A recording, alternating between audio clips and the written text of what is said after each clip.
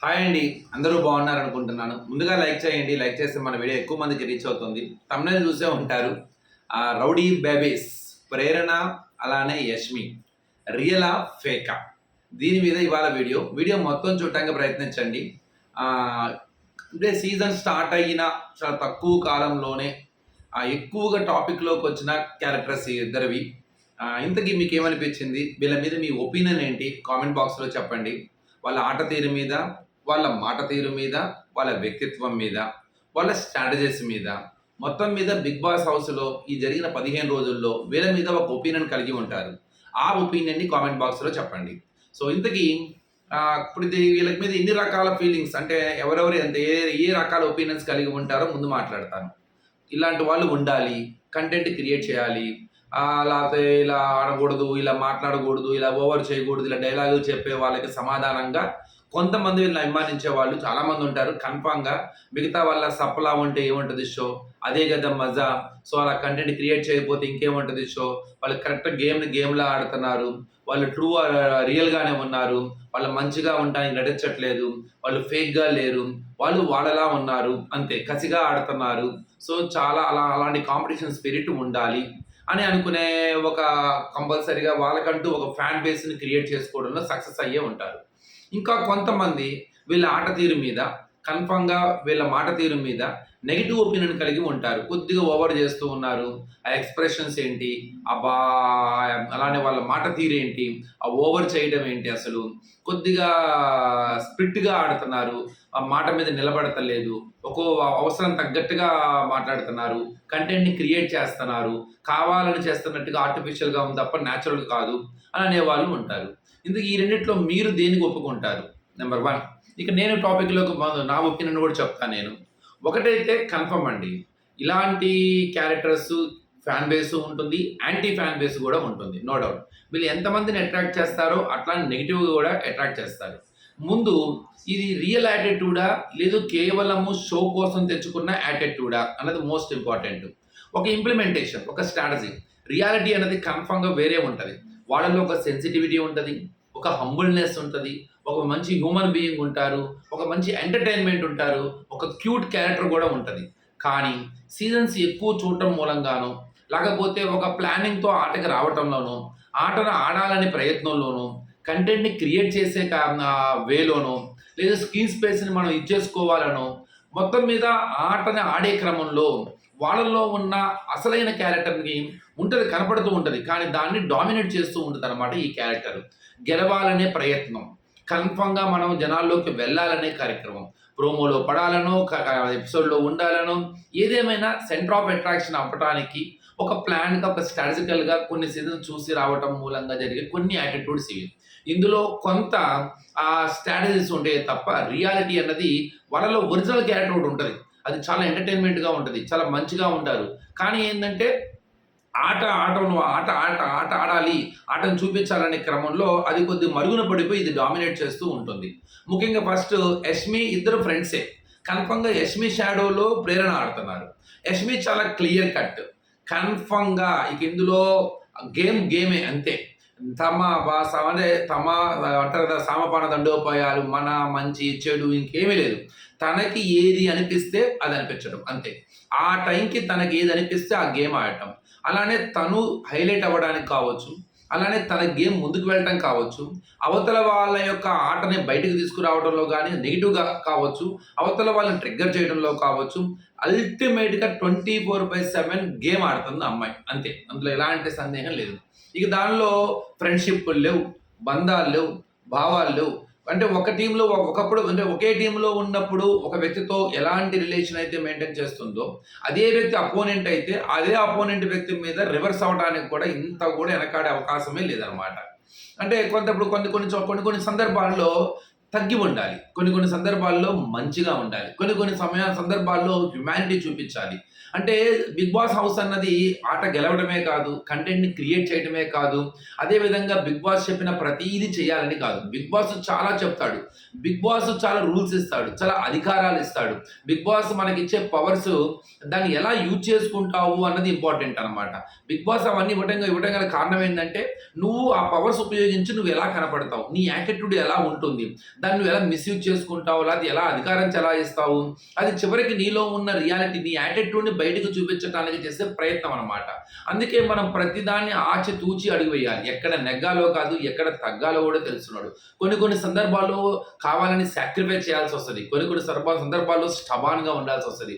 కొన్ని సందర్భాల్లో పాపం జాలి చూపించాల్సి వస్తుంది. కొన్ని సందర్భాల్లో మన అధికారాన్ని కన్ఫర్మ్గా స్ట్రిక్ట్గా ఉండాల్సి వస్తుంది. అది ఆట యొక్క పరిస్థితి బట్టి ముందుకు వెళ్ళాలి. ఆ లౌక్యం తెలియలేదేమో అనిపిస్తుంది. కారణం ఏంటంటే ఆ అమ్మాయి కరెక్ట్ క్లియర్గా ఒక సందర్భంలో ఒక స్టేట్మెంట్ పాస్ చేసేసింది. మీరు ఇలా సెంటిమెంటల్గా ఆడి మమ్మల్ని మా ఆటను పాడు చేయమాకండి, చాలా సెంటిమెంటల్గా మాట్లాడమాకండి, వాళ్ళు బాధపడుతున్నారు, వీళ్ళు బాధపడతారు, వాళ్ళకి దెబ్బలు తగులుతాయి, వీళ్ళకి దెబ్బలు తగులుతాయి, అలా అని చెప్పేసి మమ్మల్ని ఇబ్బంది పెట్టమాకండి. పవర్ వచ్చింది కదా అని చెప్పేసి మీరే పని చేయాలి అంతే. మీరు బాధపడితే ఎట్లా? మీరు బాధపడితే మా ఆట మేము ఆడలేకపోతున్నాం. మీ ఆటది మీకు ఆటే అర్థం కావట్లేదు, మీరు కన్ఫర్మ్గా ఆడాల్సిందే. ఒక సందర్భంలో అయితే పవర్ అయిపోయినా కూడా ఇంకా నాకు బిగ్ బాస్ నుండి క్లారిటీ రాలేదు, కాబట్టి మేము తిన్నది మీరు కడగాల్సిందే, నాకు క్లారిటీ వస్తే నేను చేస్తాను, ఇట్లా అనమాట. అంటే చాలా స్టబాన్గా ఉండటం. ఇప్పుడు ఇది రూల్ ప్రకారం ఆడుతుంది కరెక్టే కదా అనిపిస్తుంది, కానీ కన్ఫర్మ్గా చూసేవాడికి ఎలా అనిపిస్తుంది, ఏంటి తను ఓవర్ చేస్తున్నారు, ఇంత ఓవర్ చేయాలా, ఇంత చూపించాలా, ఇంత ట్రిగ్గర్ చేయాలా. తను సంచాలకుడిగా ఉన్నప్పుడు ఒక నిర్ణయము, వేరే వాళ్ళ సంచాలకుడప్పుడు ఒక నిర్ణయము, తను గెలిచినప్పుడు ఒక రకమైన యాటిట్యూడు, ఆ గెలిచే ఆనందాన్ని పంచుకునే విధానం కావచ్చు, అవతలను ట్రిగ్గర్ చేసే విధానం కావచ్చు. అదే అవతల వాళ్ళు గెలిచినప్పుడు వీళ్ళు దాన్ని రిసీవ్ చేసుకున్న విధానము, అంటే స్పోర్టింగ్ స్పిరిట్ కావచ్చు. ఇవన్నీ కూడా తనలో ఉన్న ఒక కాంపిటీషన్ స్పిరిట్లో ఉన్న ఒక యాటిట్యూడ్ని ఒక రియల్ మనస్తత్వాన్ని బయట పెడుతూనే, కానీ ఆట కోసం కొని తెచ్చుకున్న ఒక యాటిట్యూడ్లా కనపడుతుందేమో అన్న ఒక చిన్న ఇదనమాట. తనలో ఉన్న మంచిని ఈ ఆట వల్ల అంటే ఈ కంటెంట్ క్రియేట్ చేయాలన్న తపనలో ఏదైతే క్యారెక్టర్ వస్తుందో ఆ తనలో ఉన్న ఒరిజినాలిటీని డామినేట్ చేస్తుంది, అది బయటికి రాకుండా చేస్తుంది. చాలా మందికి ఇలాంటి వాళ్ళు ఉండాలి, మజా ఉండాలి, ఇలాంటి వాళ్ళు ఉంటేనే ఆట బాగుంటుంది, ఇలాంటి వాళ్ళు ఎలిమినేట్ అవ్వరు, కన్ఫర్మ్గా బిగ్ బాస్ ఉంచుతాడు అంటూ ఉంటారు. కానీ చివరికి ఇలాంటి వాళ్ళు లక్ష్యాన్ని చేరుకోరు. మనం గత సీజన్లో చూసుకున్నాం శోభా శెట్టి పరిస్థితి. కరెక్ట్గా లక్ష్యానికి ముందే ఆగిపోతారన్నమాట. చివరికి ఆడియన్స్ చాలా డేంజర్. ఏ ఆడియన్ అయితే ఇలాంటి వాళ్ళు ఉండాలనుకుంటాడో, ఏ ఆడియన్ అయితే కంటెంట్ క్రియేట్ చేయాలి, ఇలాంటి కంటెంట్ ఇచ్చే వాళ్ళు ఉండాలి, నాకు చప్పగా ఉంటుంది అంటాడో, ఏ బిగ్ బాస్ అయితే ఇలాంటి వాళ్ళు ఉండాలని కోరుకుంటాడో, అదే బిగ్ బాస్ లక్ష్యానికి ముందే ఆపేసి బయటికి నెట్టేస్తాడు. కాబట్టి చివరికి కంటెంట్ ఇచ్చి బకరాలు అయ్యేది మనమే. సో ఆ లౌక్యం తెలియాలి. కన్ఫర్మ్గా ఎక్కడో చోట ఏది మంచి, ఏది చెడు, ఎక్కడ నెగ్గాలి, ఎక్కడ తగ్గాలి, ఎక్కడ ఎలా మాట్లాడాలి, ఎక్కడ హావభావాలను మనం కంట్రోల్ చేసుకోవాలి, ఎక్స్ప్రెషన్స్ ఎక్కడ ఉండాలి. గెలిచిన వాడికి ఆనందం ఉంటుంది, నో డౌట్. అంటే గెలిచిన గర్వం ఉంటుంది, లేకపోతే సెలబ్రేట్ చేసుకోవాలని ఉంటుంది, అవతల వాడిని కొద్దిగా గేల్ చేయాలనిపిస్తుంది, ట్రిగ్గర్ చేయాలనిపిస్తుంది. కానీ అది అన్ని చోట్ల వర్కౌట్ అవ్వదు. కొన్ని చోట్ల అనుకోగలిగి ఉండాలి, విజయానికి వినయం ఉండాలి. సో గెలుపుకి కన్ఫర్మ్గా, సో ఆ గెలుపుకి దాన్ని ఏమంటారంటే అనుకువ, కొంత హంబుల్నెస్ ఉండాలన్నమాట, తగ్గి ఉండటం. అప్పుడు ఆ గెలుపు ఇంకొద్దిగా మారుతూ ఉంటుంది. లేకపోతే చూసేవాడికి ఎలా అనిపిస్తుంది అంటే అది కన్ఫర్మ్గా ఒక్కోసారి చూసేవాడికి కోపం వస్తుంటుంది, బీపీ ఫ్రస్ట్రేషన్ ఎక్కుతూ ఉంటుంది, తను కూడా ఫీల్ అవుతుంటాడు, ఆడియన్ కూడా. ఏంటి వాళ్ళు చేసే ఎక్స్ట్రా అంటే ఓవర్గా చేసే యాటిట్యూడు, ఆ ఓవర్ మాటలు, చీపో అంటాము, లేకపోతే మాటలు నేను ఇంతే మాట్లాడతాను, అరుస్తాను, పని చూసుకోపో అని చెప్పడం, ఇట్లాగా అవతల వ్యక్తిని ట్రిగ్గర్ చేయడానికి టక వాడే పరుషమైన పదాలు చూసినప్పుడు ఆడియన్ కన్ఫర్మ్గా రియాక్ట్ అవుతూ ఉంటాడు. తను కూడా ఆ కోపం, ఆ ఫైర్ని ఫీల్ అవుతుంటాడు. ఏంట్రా ఇంత కేర్లెస్సా, ఇంత ఎక్స్ట్రాలా, ఇంత ఓవర్ కాన్ఫిడెన్సా, ఇంత ఓవర్ చేస్తున్నారు ఏంటని ఆ కోపం, ఫ్రస్ట్రేషన్ ఫీల్ అవుతుంటాడు. ఎప్పుడైతే అలాంటి ఆడియన్ ఫీల్ అవుతూ ఉంటాడో కన్ఫర్మ్గా అది నెగిటివిటీ అవుతూ ఉంటుంది. వెంటనే ఆ వ్యక్తిని, ఆ కంటెస్టెంట్ బయటకు తీసుకొచ్చే అంత నెగిటివిటీ రాదు. కానీ అది పెరిగి చివరికి ఏమవుతుందంటే అసలైన లక్ష్యాన్ని, ఆ టాప్ 5లోకి వెళ్లకుండానే ఆపేయడానికి కన్ఫర్మ్గా యాటిట్యూడ్ అడ్డం పడుతుంది అనమాట. సో ఇక్కడ మెయిన్ కారణం అదొకటి.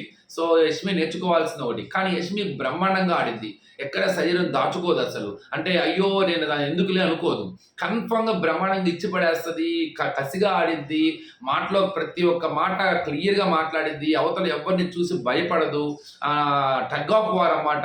ఈ 24/7 గేమ్ గురించి ఆట ఆడుతుంది, ఎలాంటి ఎమోషన్స్లో కూడా ఇరుక్కోదు, బాధ అయినా, సంతోషమైనా, ప్లానింగ్ అయినా కెమెరా ముందే చేస్తుంది. ఇలాంటప్పుడు మరి రియలే అనాలి కదా! ఎందుకు ఫేక్ అనాలి? తను ఎక్కడా కూడా అయ్యో! నేను బ్యాడ్ అవుతున్నానే అన్న ఒక భావన తనలో లేదుగా. అది ఏ ప్లానింగ్ చేసినా కూడా అది కెమెరా ముందే చేస్తుంది. అవతల వాళ్ళని గేలి చేసినా, మొహమాటం లేకుండా మాట్లాడినా, చేదరించుకున్నా అది కూడా కెమెరా ముందే చేస్తుంది.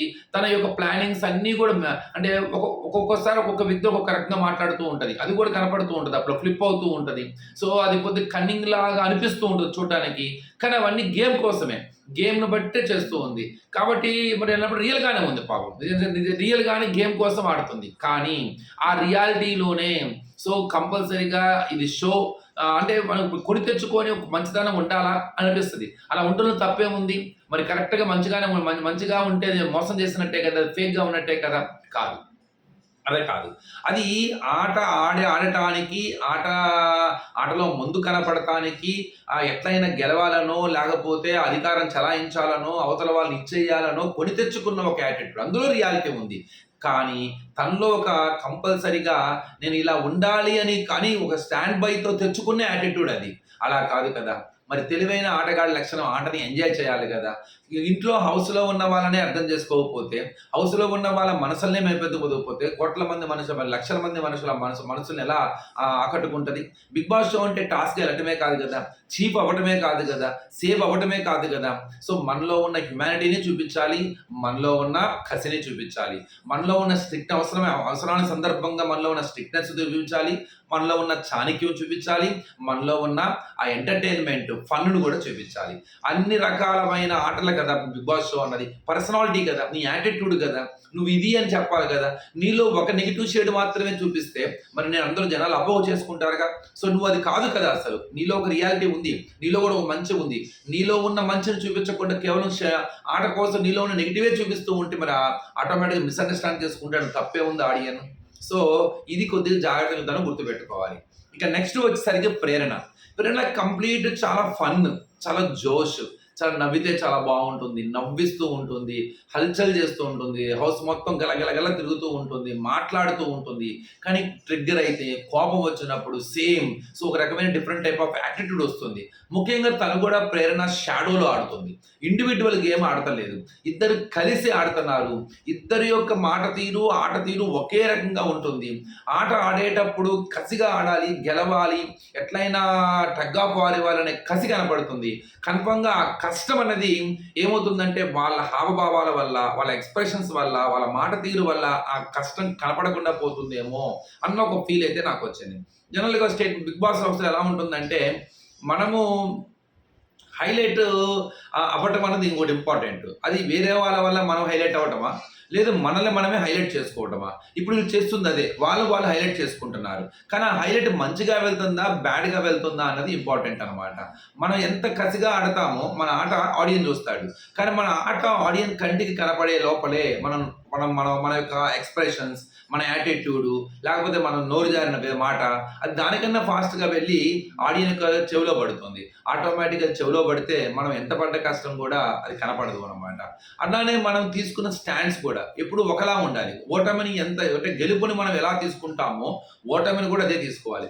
గెలిచినప్పుడు ఎంత గేలి చేస్తున్నామో, ఎంత సెలబ్రేట్ చేస్తున్నామో, ఎంత ప్రౌడ్‌నెస్ చూపిస్తున్నామో, ఎంత హ్యాపీ అవుతున్నామో, ఓడిపోయినప్పుడు అవతల వాడిని గౌరవించడం కూడా నేర్చుకోవాలి. ఆ ఓటమిని స్వీకరించడం కూడా తెలియాలి.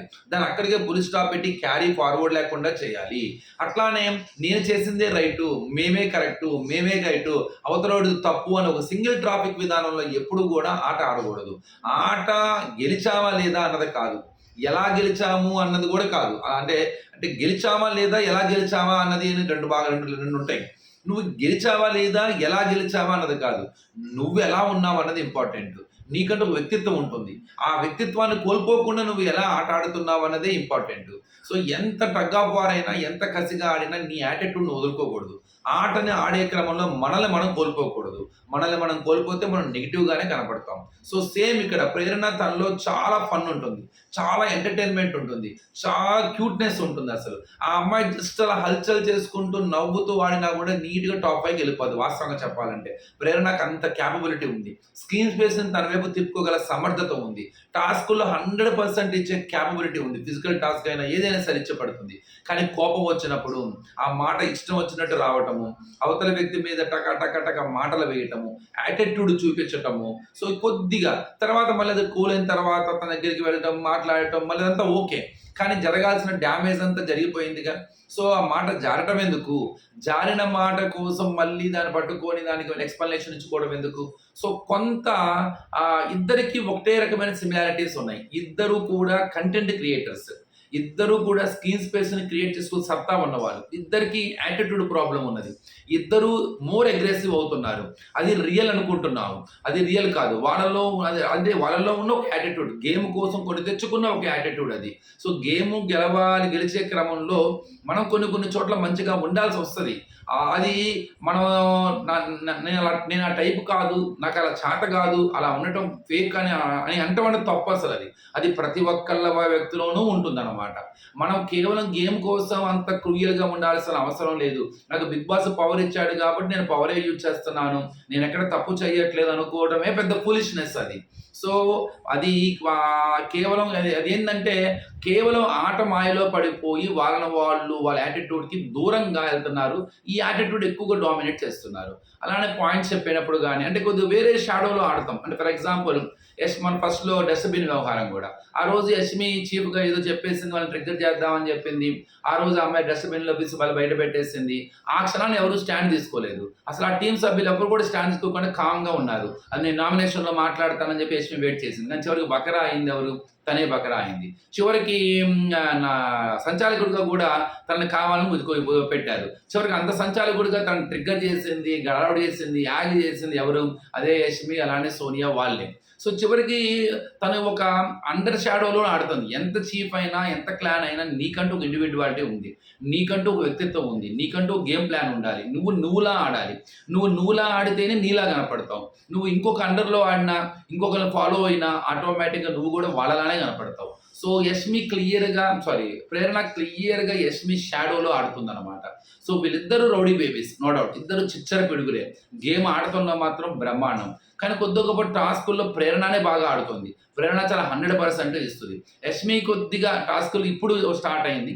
కానీ యష్మి టాస్కులు ఆడటం కన్నా కూడా కొద్దిగా టాపిక్‌ని హైలైట్ చేయటంలో, పెద్దగా మాట్లాడటంలో, అరవటంలో, ఎక్స్‌ప్రెషన్స్ పాయింట్ ఆఫ్ వ్యూలో, లేకపోతే అవతల వాళ్ళని ట్రిగ్గర్ చేయటంలో, సో కొద్దిగా అవతల వ్యక్తిని ట్రిగ్గర్ చేసేసి ఒక చిన్న కంటెంట్‌ని క్రియేట్ చేయటంలోనే ఎక్కువ ఆ మాయలోనే పడిపోయిందేమో, దానివల్ల ఎక్కువ నెగెటివ్ ఫోకస్ అవుతుందేమో అన్న ఒక ఫీలింగ్ కలిగిందనమాట. సో ప్రస్తుతానికైతే షోకి చాలా ఇంపార్టెంట్ పిల్లర్స్ వీళ్ళిద్దరు నో డౌట్ అందులో. నేను మొదట్లో చెప్పాను కదండి, ఇలాంటి వాళ్ళు కన్ఫర్మ్‌గా షోకి చాలా అవసరం. వీళ్ళు లేకపోతే నిజంగానే షో సప్పగా ఉంటుంది. బిగ్ బాస్ కూడా వీళ్ళు ఉండాలని కోరుకుంటాడు. కానీ అదే బిగ్ బాస్ వీళ్ళని ఎక్కడో చోట ఆపేస్తాడు. లక్ష్యానికి దూరంగానే ఆపేస్తాడు. ఏదైతే లక్ష్యంతో వచ్చారో ఆ లక్ష్యానికి అడుగు పెట్టాలంటే సో ఏ బిగ్ బాస్ అయితే మిమ్మల్ని కోరుకోవాలనుకుంటున్నాడు, ఏ ఆడియన్ అయితే మిమ్మల్ని ఉండాలనుకుంటున్నాడు, ఏ ఆడియన్ మీరు ఉంటే మజా ఉంటుంది అనుకుంటున్నాడు, అదే ఆడియన్ చివరికి చేతులు ఎత్తేస్తాడు. మిమ్మల్ని లక్ష్యం గుమ్మం ముంగిటే ఆపేస్తారన్నమాట. సో అది కన్ఫర్మ్‌గా ఆలోచించుకుంటూ, బ్యాలెన్స్ చేసుకుంటూ ముందుకెళ్ళాలి. ఏదేమైనా సీజన్ 8లో తమకంటూ తొందరగానే ఆడియన్స్‌లోకి వెళ్ళిన ఇద్దరు కంటెస్టెంట్స్‌కి ఆల్ ది బెస్ట్ చెబుదాము. సో వాళ్ళ కష్టం ఫలించాలని, అలానే వాళ్ళలో ఉన్న రియాలిటీ ఏదైతే వాళ్ళ క్యూట్‌నెస్, ఒక మంచి హంబుల్‌నెస్, ఎంటర్‌టైన్‌మెంట్, క్యూట్ ఉంటుందన్నమాట. ఒక చాలా సెన్సిటివ్ మనస్తత్వం ఉంటుంది. ఆ సెన్సిటివ్ మనస్తత్వాన్ని డామినేట్ చేస్తూ ఇంకో స్పెషల్ క్యారెక్టర్ ఏదైతే ఇప్పుడు హల్చల్ చేస్తుందో అది ఆ రెండు బ్యాలెన్స్ చేసుకుంటూ వాళ్ళు ఎంటర్టైన్ అవ్వాలని, వాళ్ళు అనుకున్న లక్ష్యానికి రీచ్ అవ్వాలని కోరుకుందాం. సో మీ ఒపీనియన్ కూడా కామెంట్ బాక్స్‌లో చెప్పండి. Thank you.